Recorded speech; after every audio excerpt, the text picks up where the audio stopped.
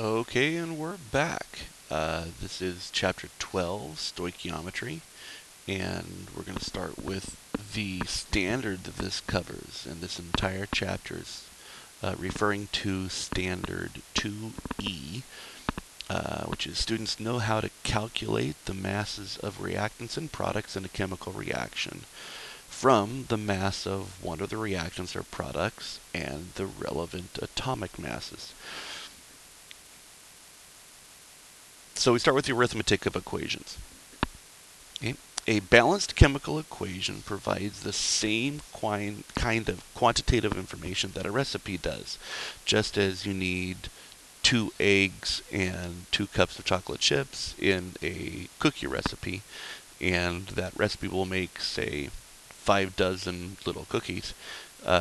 If you were to double the recipe, you would need to double the cups of chocolate chips and the cups of, and the number of eggs. Or if you wanted 1.5, then you would need to multiply all of your ingredients by 1.5. Well, that's what stoichiometry does in chemistry. So stoichiometry is the calculations of quantities in reactions. Now, interpreting these chemical equations, we use the coefficients, and the coefficients from the balanced chemical equation represent a numerical ratio between reactants and products, where the mass relationships are indirectly determined using the molar masses.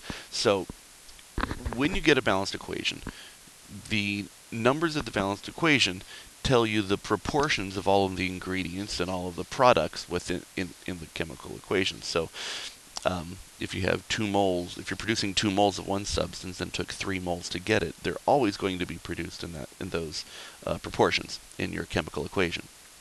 Now, real quick to review of our balancing. We balance metals first, and then nonmetals and polyatomic ions, then hydrogen and oxygen. And we will convert our coefficients to the lowest whole number ratio. We don't like fractions in our coefficients. Okay, the mole ratios then are the coefficients in the balanced equation, and they show the ratios between the reactants and the products. And the first kind of stoichiometry problem we are going to do are the mole to mole problems. In other words, we are going to start with a certain number of moles of a compound and then compare its ratio of moles to whatever to another substance in the problem to see how much we're going to produce. Okay, these mole ratios can be used as conversion factors to convert from one reactant product to another. Okay, so our first example of this is going to be converting hydrazine, or its reaction is hydrazine plus 2 hydrogen peroxide molecules will make nitrogen gas and water gas. And what we start with, sorry about that, I need to turn that off. What we start with is, well, what this really means is 1 mole of hydrazine plus 2 moles of hydrogen peroxide are going to make 1 mole of nitrogen and 4 moles of water. But if we're going to do a mole-to-mole conversion, we need to identify 2 things. We need to identify what our given is, and we need to identify what our target is. So this is our given, and this is our target. And when we start this problem, the first thing we do is write our given, which is 3 moles of nitrogen. And we're going to try to convert to hydrogen peroxide, and so we're going to use our mole ratio, which is, according to our equation up here, nitrogen, there's 1 mole of nitrogen in this reaction. That's 1 mole of nitrogen. And that is going to give us 4 moles of, and that'll give us 2 moles of H2O2. In other words, we needed 2 moles of H2O2 to produce every single mole of nitrogen. And so if we need 3 moles of nitrogen, how much H2O2 are we going to need? Well, we figured that out with 2 moles of, not that, of H2O2. And so our units will cancel then, and that will give us 3 times 2, which is 6 moles of H2O2. 6 moles of H2O2, and that's our answer.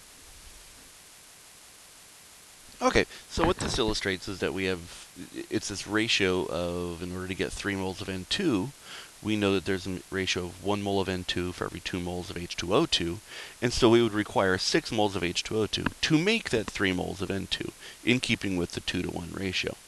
So if we have another problem, and we do 2.5 moles of N2H4 is going to make, with excess hydrogen peroxide, that just means that we have more than enough to run the reaction. That's going to make how many moles of H2O? Well, again, we start with our, let's coordinate this with the right color. Start with our given and finish with our target, which is how many moles of H2O. So we start with our given at 2.5 mole of N2H4, and we will multiply that by, again, our given goes on the bottom, which in this case is 1 mole of N2H4, needing 4 moles of oxygen. So this is going to be 4 moles for our target, 4 mole of H2O. And then we multiply across. We cancel our units here, moles of NH4, moles of NH4, and we wind up with 2.5 times 4 is 10 moles of H2O. Okay. Now, there are a number of other mole ratios that could be used. So, for example, the ratio of N2O2 to H2O2 to H2O would be 2 to 4. Or if we did N2 or H2O to N2, that would be 4 to 1. And these are all called the mole ratios. So let's clean those up.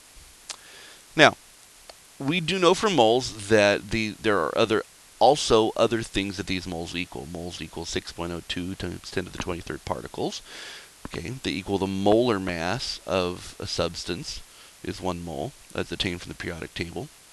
And we remember that 22.4 liters of a gas at STP is also equal to that's the amount of space 1 mole of a gas will occupy. All of these will be used in conversion factors, and we've seen these before when we use mole island. And here with mole island, where we're going to go from, right now we're talking about moles to moles. That's what we've done so far, is using this mole ratio, and it connects the mole island that we have used before and another mole island that we used before, but when they are different species. And this species is a term that we use for products and reactants. It's a collective term. Species means products and reactants. Products and reactants. Collectively, they are known as species. All right, so we will go to the next page and continue on with our new reaction types.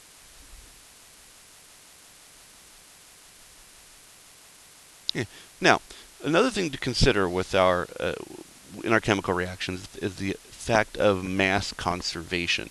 Mass is conserved in all chemical reactions. It's why we balance equations to begin with, is to identify all of the atoms identify and make sure that all of the atoms on one side of a chemical reaction are equal to all of the atoms on the other side of the chemical reaction.